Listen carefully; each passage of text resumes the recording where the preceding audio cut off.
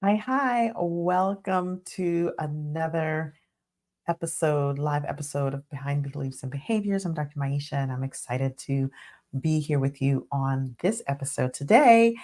I want to talk about what's behind effective communication. Now, I have been talking a lot about communication lately, and that is because that is the thing that I do. I help leaders listen and find the source of miscommunications and misunderstandings so that people can move about the organization feeling seen, learned, heard, respected, valued, and so that everyone in the organization can thrive.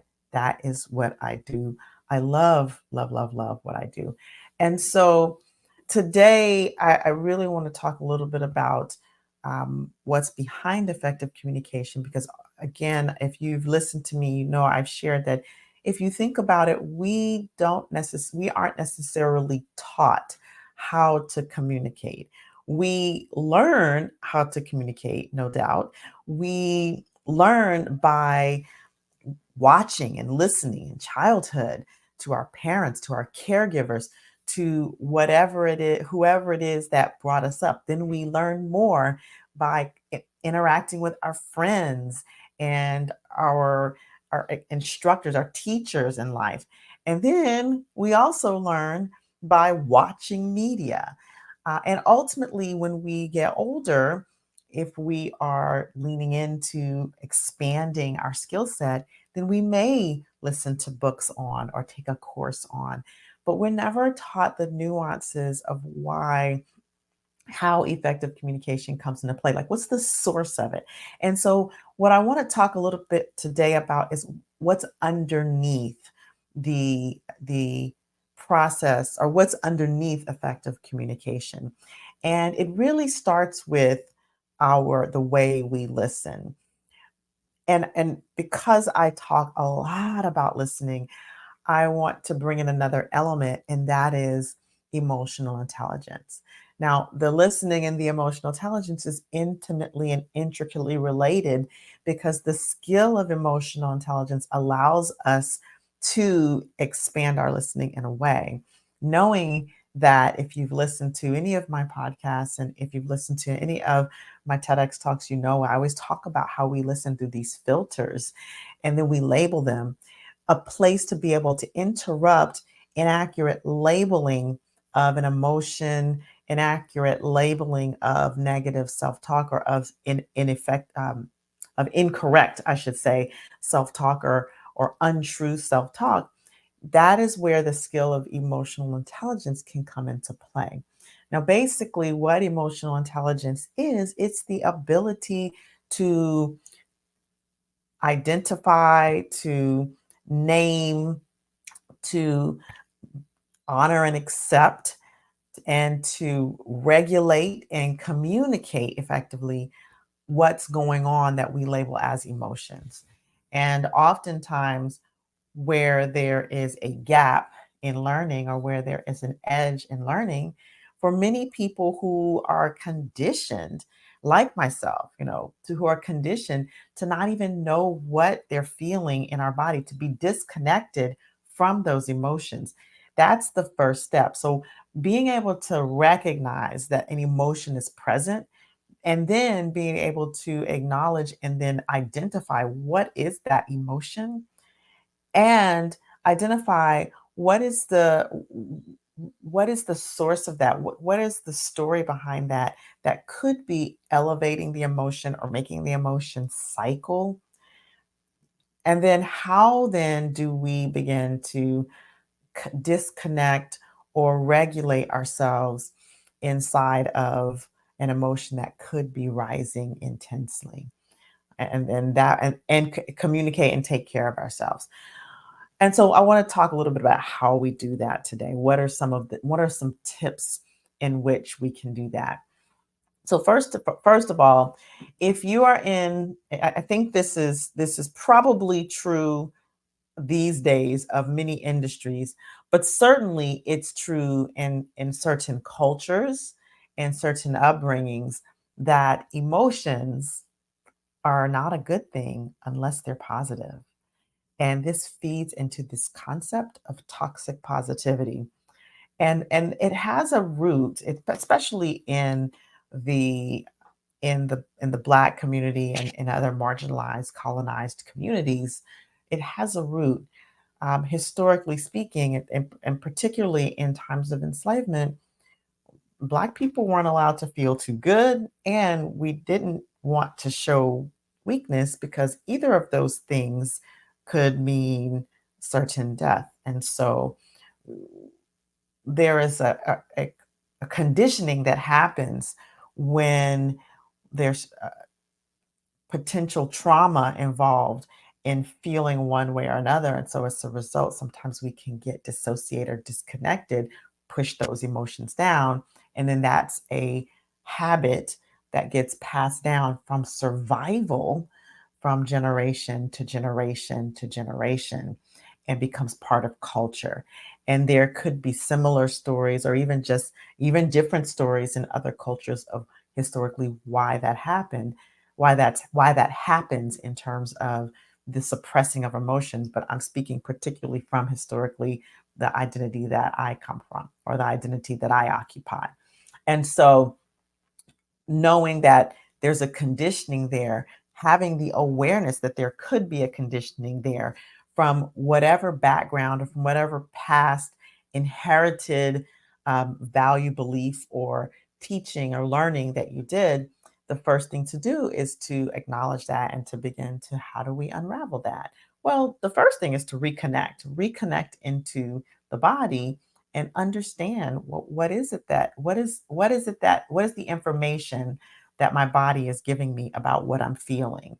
And oftentimes, because we get so disconnected from our head or from our body, and we're in our heads because of necessity for some of us, become of survival, become because of that's what we were just trained to do, then it can be very difficult to identify what's happening in our body and what we're feeling.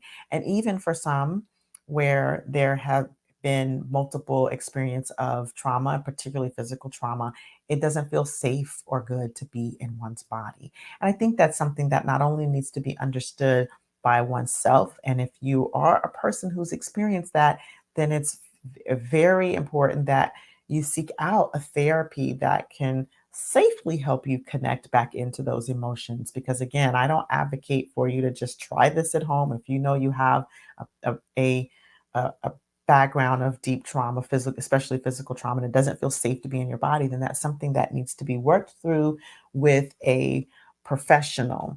However, day to day, if if we're just conditioned to be in our minds and not in our bodies, we can begin to take the sensations in our bodies as information and to begin to put a label on them as to, well, what is the emotion?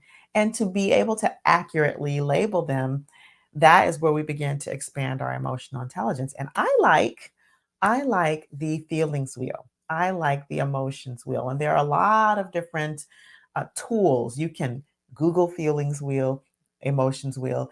You can also look it up on your phone in the App Store, and there are many emotional intelligence feelings wheels that allow you to be able to see the range of emotions. Because oftentimes we're taught happy, sad, mad, angry, afraid, guilty, frustrated, and that's the range. There can be a host, a plethora of range of emotions, and it's useful to be able to choose from something that's in front of you so that you can begin to identify the gradations of emotions that happen before intensity rises to a 10. Okay, and so that first step, which is probably the most important, the first two steps, is recognizing there's something going on in the body and the body is giving us information. And then looking at what would we label if we had all the choices laid out in front of us of all of the emotions that were present. What would we choose? What would that what would be the word or the label of the emotion that would most align with what the feeling in our body is. And that's how we begin to build that emotional fluency. And then once we're able to do that, then we can recognize and name the emotion that's there, even if it's just to ourselves. Okay, I'm feeling lonely right now. Okay, I'm feeling melancholy today. Okay, I'm feeling irritable today. Or, okay, I'm feeling whatever that feeling is. Okay, I'm feeling anticipation. I'm feeling a little nervous today. And so we begin to have these various um, words that align with the feeling in our body.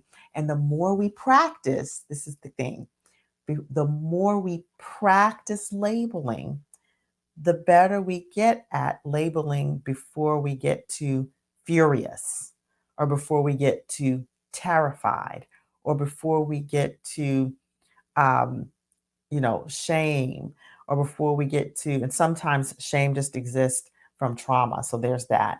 But before we get to these sort of extreme expression of emotion, when we begin to recognize the subtle details of what we're experiencing and then putting a name to that, then it allows us, it expands our emotional fluency.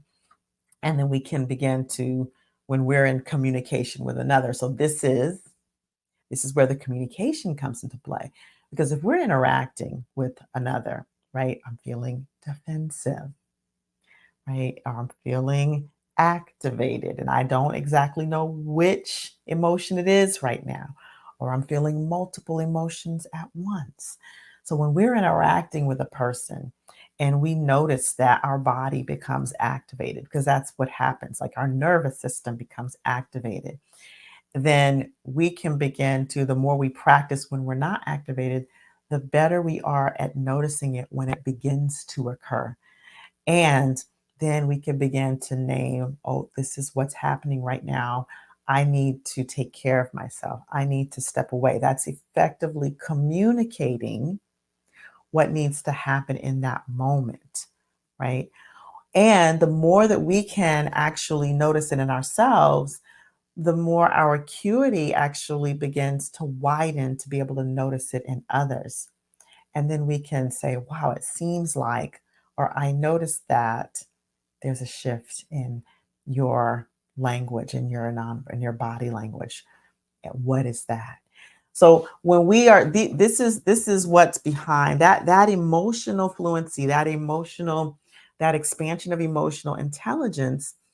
It begins to have us be able to accurately describe and honor. So this is the other thing about emotional. So there's emotional intelligence. There's the emotional recognition. Then there's something called emotional honesty. Being honest with how we feel rather than pushing it down or trying to make it go away. There's like a level of acceptance to, this is what's happening. And even maybe even a you can add an edge of curiosity. This is what's happening. I wonder what this is. I wonder what's missing, what needs to be held, what needs to be heard, that is having me feel this way. So that level of emotional honesty and even emotional curiosity. And then we go into the regulation. If we're in a circumstance where we notice that emotion is rising quickly, then to be able to have specific tools. And there are many, many tools, and I've done short videos on this, and I will probably do more videos. But when I'm teaching in my organizations, I teach several tools of regulation, but the simplest one is the breath. So even if it's just a recognizing and then taking a couple of deep breaths, sometimes that emotional regulation does require that you remove yourself and give some space, but to have the specific tools to regulate your response or reaction to what's going on in your body in order to mitigate harm that could be caused. That is the next step or level of emotional intelligence. So we have the the identification or the recognition. You have the honesty. Now we have the naming and the naming of it, and then we have the emotional regulation, which can then give you the communication, to be able to communicate what's next. What do you need to do in interaction with someone to be able to mitigate harm?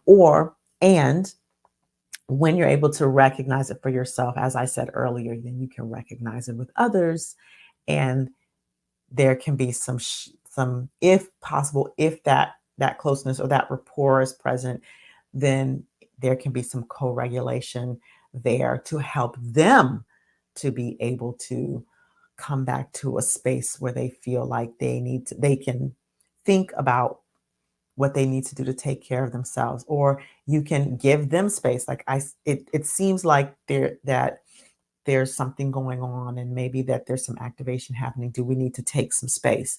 Do we need to take a moment? Do you want me to give you a moment? And this is an emotionally intelligent way to manage inside of an interaction where intensity is rising, and you can see it in yourself and you can see it in another, right? I think this is getting a little hot. Let's take a step back.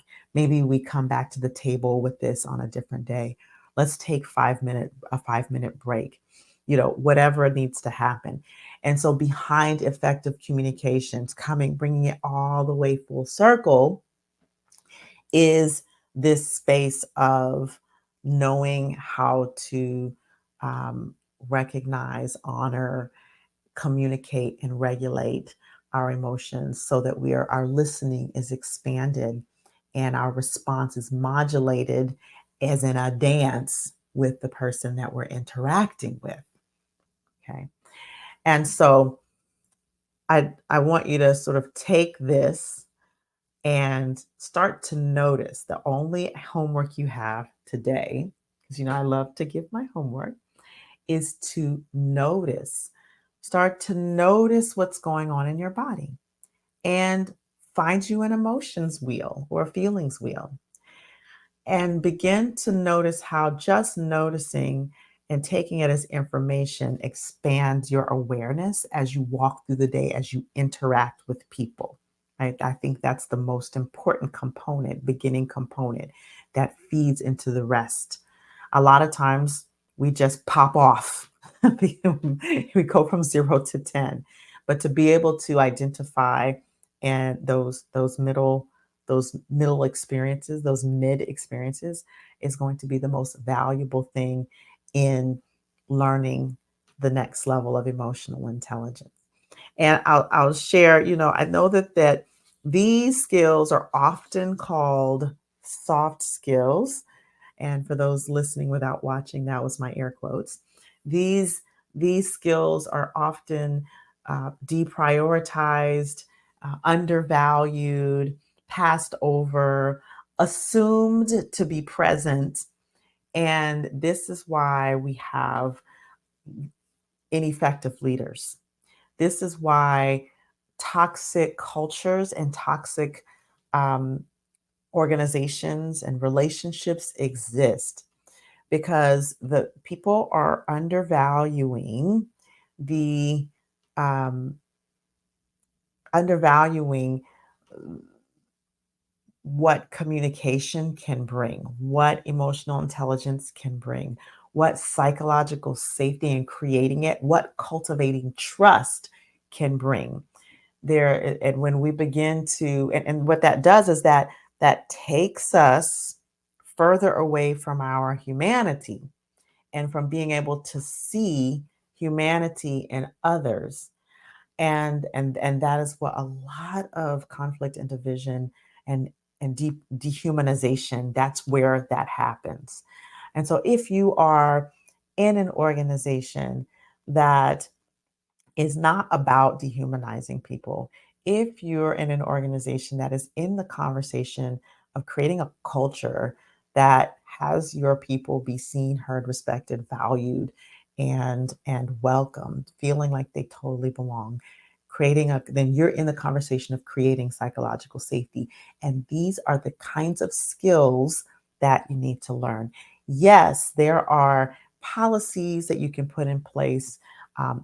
There are practices you can put in place, but if you put policies and practice in place with people who don't have the skills to execute them on a day-to-day basis, then you're just putting in empty policies and practices, and you ultimately will cause more harm and more hypervigilance, because you'll put these policies with the label of we're making it psychologically safe, but the individuals in the organization, in the family, in the company, whatever you're wanting to cultivate that trust, there will be an incongruency in action and in messaging.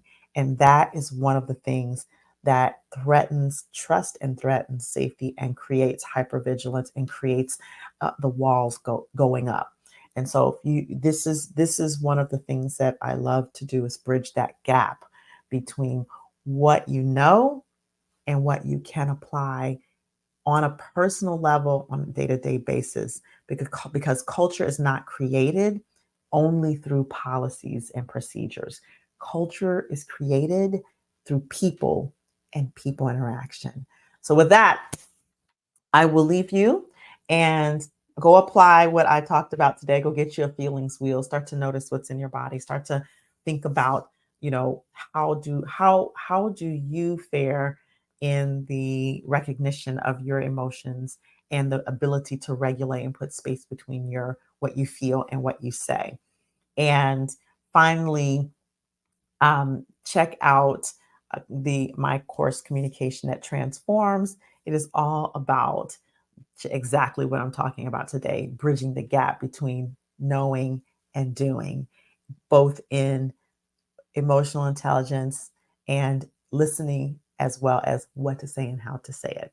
So, as always, I'm committed to you being empowered, because these are the conversations that transform families, transform communities, transform organizations, and that will empower leadership in our next generation. And so, you're the bridge to the future. And until our next episode, stay empowered.